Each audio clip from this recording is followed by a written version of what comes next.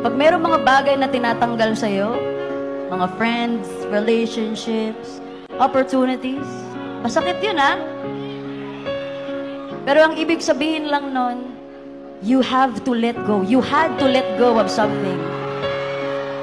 Because something better is coming.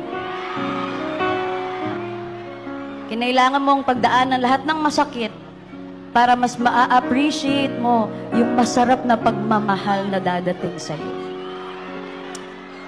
Ang lahat ng bagay na nangyayari ay itinadhana. Kung para sa'yo,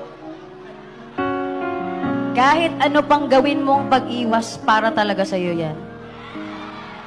In the same way na, kahit ano pang pilit mo, kung hindi talaga para sa'yo, hindi talaga yan para sa'yo.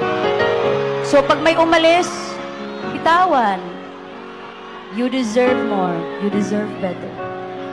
Just believe that better things are coming.